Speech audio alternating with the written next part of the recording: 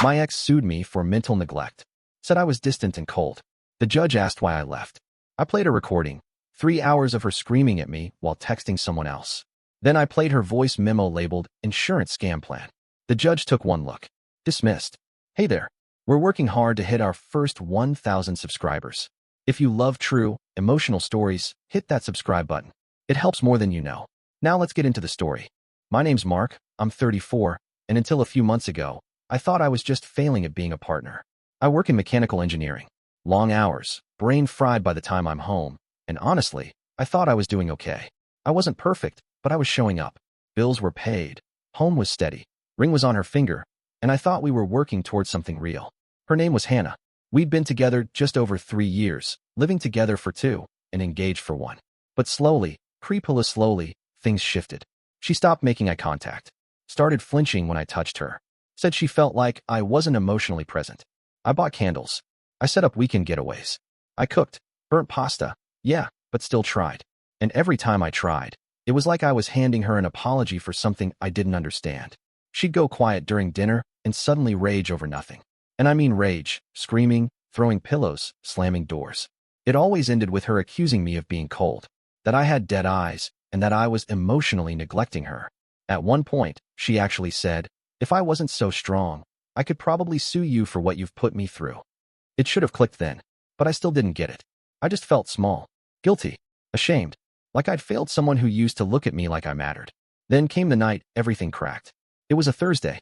I got off work early and came home through the back door, trying to be sweet, surprise her with takeout from that overpriced ramen place she liked. But she didn't hear me come in. She was sitting in the living room, talking to herself. Or at least, I thought she was talking to herself. Turns out she was recording voice memos. I stood still and listened, just long enough to hear the words. So if I trigger him again this weekend, it'll be 2 incidents in 1 month, and I can use that for insurance. Mental anguish plus cohabitation stress. Might even get payout from the renter's policy if I say I'm unsafe. I didn't drop the food. I didn't say a word. I just took out my phone, opened the voice recorder app, and hit record. That night, she screamed at me again, like clockwork. I didn't fight back. I didn't say a word. I let her call me deadweight. I watched her text someone while screaming about how I made her feel invisible. I kept recording. 3 hours. 3 solid hours of unfiltered, unprovoked verbal assault, while she messaged someone named Jason. That's when the fog lifted. I realized I wasn't going crazy. I wasn't cold. I wasn't cruel. I was bait. And she was building a case. I spent that entire weekend reviewing our joint insurance policy. The one we got when we moved in together. In case something happened, she'd said. Mental distress coverage, spousal payout options, cohabitation clause. Oh, she wasn't just being dramatic. She was strategic. That was the moment I made a choice. No more defending myself. No more apologizing for things I didn't do. If she wanted to drag this into court, I'd let her. But first, I'd let her talk. And then, I'd hit play. Update 1. The thing about people like Hannah is, they think they're the smartest one in the room. And they only realize they're not after they've spoken too much. The Monday after that recording session, I started making backup plans. Quietly, carefully. I bought a cheap burner phone, synced it to my cloud, and started moving every file there. Screenshots of texts, clips from her voice memos, a copy of the audio where she laid out the whole scam. I even went back through old emails and receipts. Hannah had insisted we take out a renter's insurance policy with a little-known provider her cousin recommended. I didn't think twice at the time. She said it was just in case something ever happened. Turns out she was stacking the deck months in advance.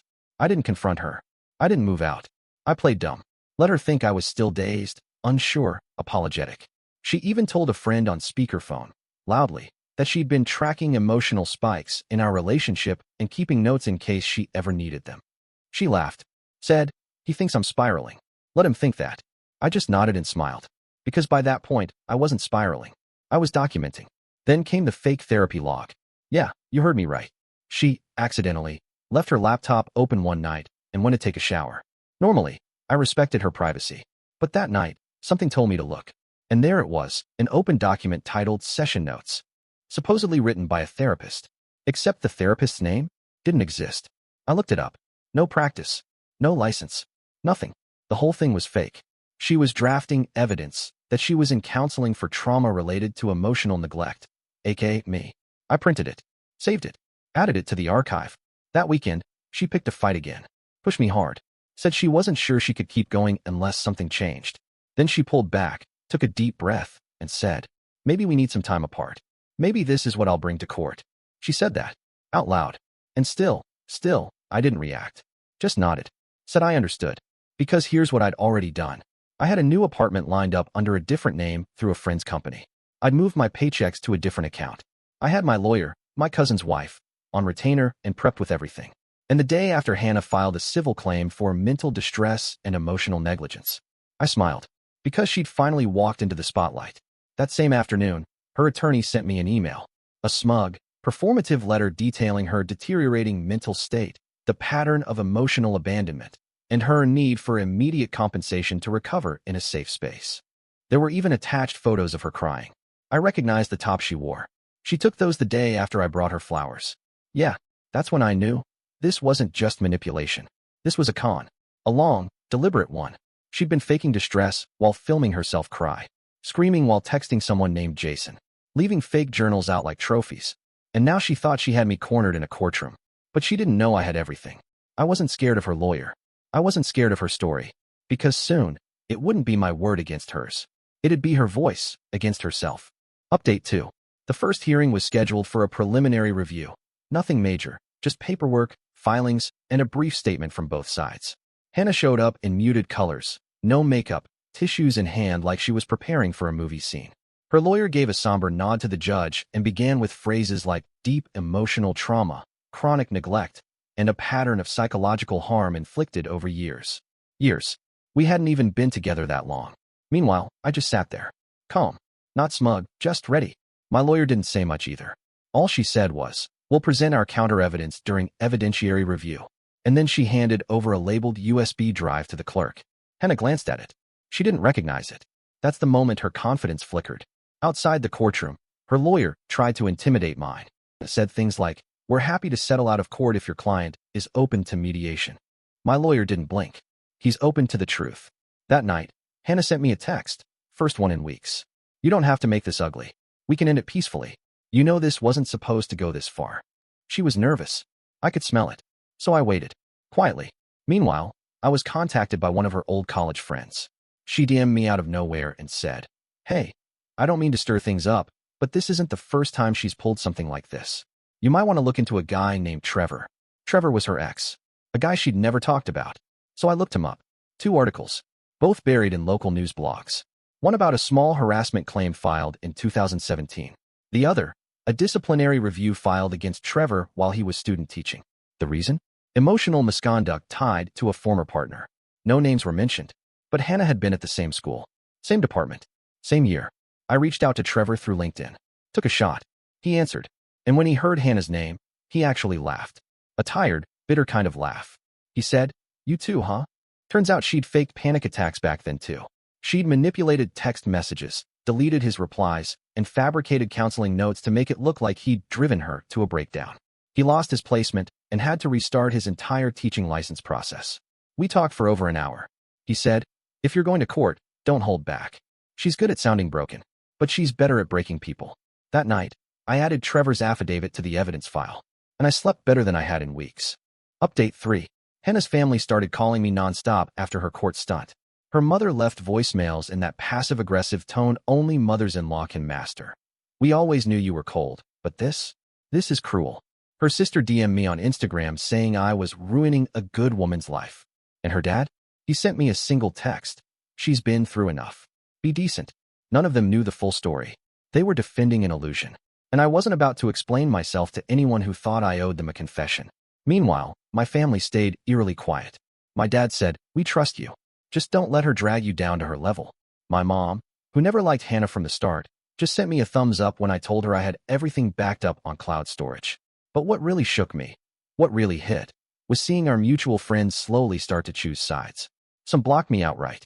Others messaged to say, "I hope this is just a misunderstanding." Only one of them, Emily, actually reached out to ask for my side. I told her the basics. Nothing dramatic, just that I had evidence, and I'd let it speak for itself. She went quiet for a bit, then sent me screenshots of Hannah's private group chat. In it, Hannah was bragging. "All I have to do is cry and act shaky. He'll fold. Court's just theater anyway. It's not about money. It's about consequences. He made me feel small. Now he'll feel poor." One friend asked, Isn't that risky if he records you? Hannah replied, please. He's too passive. He won't fight back, just like Trevor didn't. And then, chillingly, even if I lose the case, he'll lose his peace. That's when I realized she didn't want to win. She just wanted to destroy me a little. Quietly, slowly, paper cut by paper cut. I forwarded the screenshots to my lawyer. She added them to the file. At this point, I'd stopped speaking to Hannah altogether. No calls, no texts. All communication was through attorneys. But she wasn't done. She tried again, through one last, desperate letter. Handwritten, left in my old mailbox. Mark, I know we hurt each other. But deep down, I think we both know you weren't emotionally available. You shut down. I needed to survive. I didn't want it to come to this, but I had no choice. You made me feel invisible. I didn't reply, but I took a photo of it. Because she ended it with a sentence I'll never forget. At the very least, you owe me for wasting my best years. She thought I owed her for what she planned to do to me. And that's when the fear left me entirely. Because someone like that, they don't deserve closure. They deserve exposure. Update 4. The court finally scheduled our evidentiary hearing, a closed session where both sides present materials before the main trial date. Hannah showed up again in that soft gray sweater she wore during our engagement shoot, like she was trying to summon pity out of fabric. She barely glanced at me, just kept her eyes down, hands folded, tissues in her lap, like a movie extra cast as Heartbroken Woman #2. Her lawyer opened with more of the same: emotional abandonment, distress, loss of self-worth. He said Hannah had tried for months to fix the relationship, but was stonewalled, emotionally malnourished, and psychologically stranded. The judge listened patiently, didn't say much. Then my lawyer stood up. She was calm, measured, didn't raise her voice once. She pulled out a labeled binder and said, "We'd like to begin with the following pieces of audio and digital correspondence, all legally obtained and timestamped." The first clip? Hannah yelling, calling me a dead man in a meat suit, while laughing between texts to Jason. The second? A voice memo, dated before the supposed breakdown, where Hannah explained her insurance leverage strategy, quoting phrases from our joint policy like a student cramming for a law exam. And then came the bombshell. A third-party affidavit. From Trevor. It included his full name, background, a notarized statement, and documentation of his ordeal. My lawyer didn't even have to say much. The pattern was there. The manipulation. The lies. The escalation. She'd done this before. And she was doing it again. Hannah didn't cry this time. She didn't even look shocked. She looked still, like someone caught mid-con. And then her lawyer asked for a recess. We stepped outside. It was quiet in the hallway. And that's when I saw it, Jason. The man behind all those little snake emojis. He was sitting alone on the bench, scrolling through his phone like this was a casual traffic court case. I approached. Not aggressively. Calm. "Jason." He looked up, confused. "I think you're about to be subpoenaed." He blinked. "What?" I showed him a screenshot. One of Hannah's messages, timestamped during one of her loudest fights with me.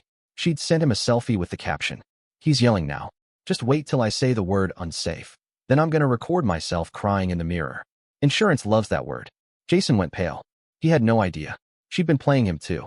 I left him sitting there, his phone suddenly a bomb in his hand. Back in the courtroom, Hannah looked rattled. Not broken, just exposed.